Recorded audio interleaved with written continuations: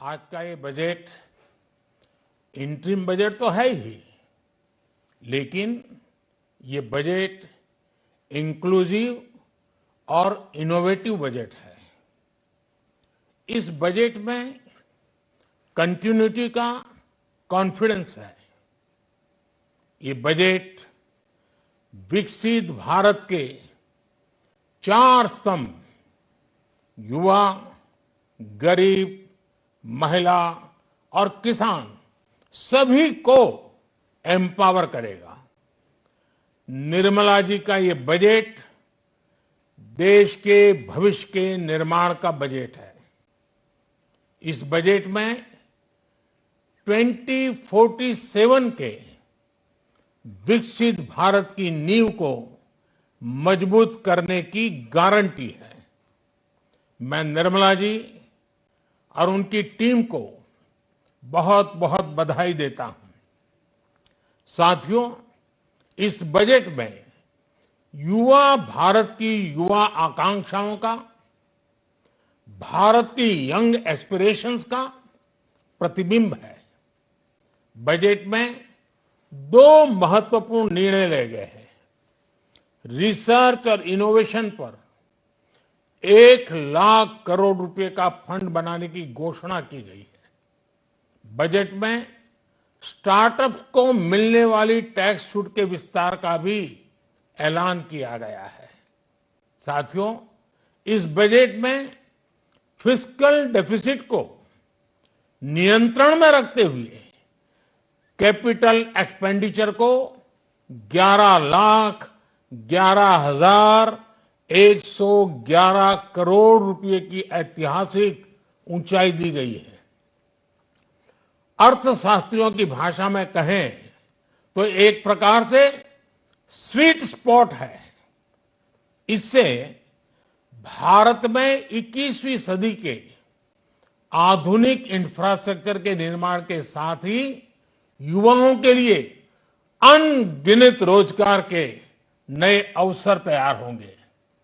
Budget में Vande Bharat standard की 40,000 आधुनिक बोगियां बनाकर उन्हें सामान्य यात्री ट्रेनों में लगाने का ऐलान किया गया है। इससे देश के अलग अलग रेल रूट पर करोड़ों यात्रियों में आरामदायक यात्रा का अनुभव बढ़ेगा। साथियों, हम एक बड़ा लक्ष्य तय करते हैं, उसे प्राप्त करते हैं और फिर उससे भी बड़ा लक्ष्य अपने लिए तय करते हैं। गरीबों के लिए हमने गांवों और शहरों में 4 करोड़ से अधिक घर बनाए। अब हमने 2 करोड़ और नए घर बनाने का लक्ष्य रखा है। हमने 2 करोड़ महिलाओं को लखपति दीदी बनाने का लक्ष्य रखा था। अब इस लक्ष्य को बढ़ाकर 3 करोड़ लखपति दीदी बनाने का कर दिया गया है। आयुष्मान भारत योजना ने गरीबों की बहुत मदद की है। अब आंगनवाड़ी और आशा वर्कर, उन सबको इस योजना का लाभ मिलेगा। साथियों, इस बजट में गरीब और मध्यम वर्ग को एम्पावर करने, उनके लिए आय के नए अवसर बनाने पर भी बहुत जोर दिया गया है। रूफटॉप सोलर अभियान में 1 करोड़ परिवारों को सोलर रूफटॉप के माध्यम से मुफ्त बिजली प्राप्त होगी। इतना ही नहीं, सरकार को अतिरिक्त बिजली बेचकर लोगों को 15 से 20 हजार प्रति वर्ष की आय भी होगी और ये हर परिवार को होगी।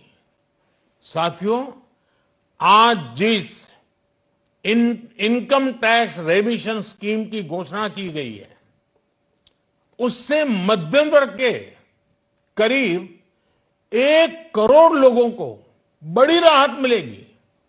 पिछली सरकारों ने सामान्य मानवी के सिर पर दशकों से ये बहुत बड़ी तलवार लटका कर रखी थी।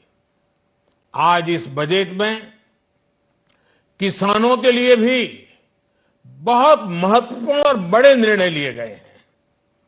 नैनो डीएपी का उपयोग हो, पशुओं के लिए नई योजना हो, पीएम मत्स्य संपदा योजना का विस्तार हो और आत्मनिर्भर ऑयल सीड अभियान हो। इससे किसानों की आय बढ़ेगी और खर्च कम होगा। मैं एक बार फिर सभी देशवासियों को इस ऐतिहासिक बजट के लिए शुभकामनाएं देता हूं। बहुत बहुत धन्यवाद।